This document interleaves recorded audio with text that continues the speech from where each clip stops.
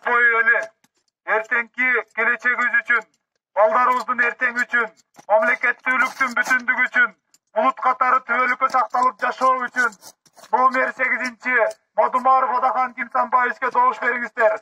Анткени ал энелерибиздин көкүрөгүнө орден таккан уулуңар.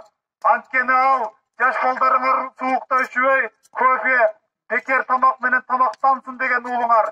Анткени ал пенсионерлер пенсиясын накталай акча менен алсын деген уулуңар. Анткени ал келиндер төрөп ымыркай өстүргөндө 5 жашка чейин мамлекеттин эсебинен акысыз дарылансын деген уулуңар.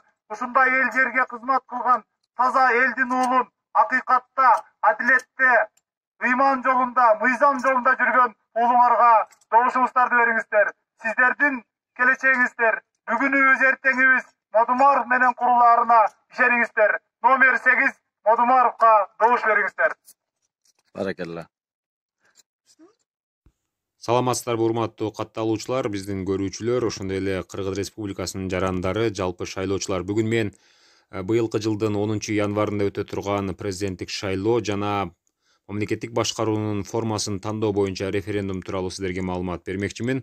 Адаттагыдан айырмаланып, бул жолу 2 бюллетень болот. Биринчиси мына ушул референдумдун бюллетени. Бул жерден сиздер мамлекеттик башкаруунун формасын өзүңүздөр тандайсыздар. Тагыраагы президенттик же парламенттик башкаруунун бул жерде өзүнүн варианттары бар. Өзүңүздөр кааласаңыздар парламенттик же болбосо президенттик башкарууну тандап алсаңыздар болот. Ал эми экинчи бюллетень бул баарыбызга белгилүү болгон ушул президенттик шайлоонун бюллетени. Бул жерде жалпы 18 талапкердин аты жөнү белгиленген. Сиздер өзүңүздөр карап, өзүңүздөргө жаккан, өзүңүздөр тандаган талапкерди тандап, анын тушундагы мына ушул чакмакчанын ичине же болбосо квадраттын ичине мындайча айтканда пичка, галочка белгисин мындай кылып койсоңуздар болот. Мүмкүн болсо ушул квадраттан чыгарбаганга аракет кылыңыздар.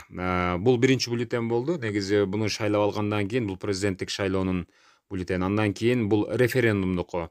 Башкаруу формасы деп бул жерде 2 вариант турат. Бул бирөөсү президенттик, бирөөсү парламенттик деген варианттар болот. Сиздер өзүңүздөр каалаган башкаруу формасына мына ушундай галочка белгисин коюп, референдумду дагы мына ушундай тандоо жүргүзөсүздөр. Андан кийин сиздерге эскерте кетчү жагдай, бул жолу 2 бюллетень болгонуна байланыштуу 2 автоматтык эсептегич урна болот. Андыктан бири-бирине аралаштырбай туура салганга аракет кылыңыздар. Мына ушул бюллетендин жазуусун ылдый каратып туруп, мына ушул автоматтык эсептегич урунага секинден киргизсеңиздер, ал өзү бюллетенди алып кирип кетет. Негизи бул президенттик деп жазып койгон, жазылып коюлат ар бир участкаларда.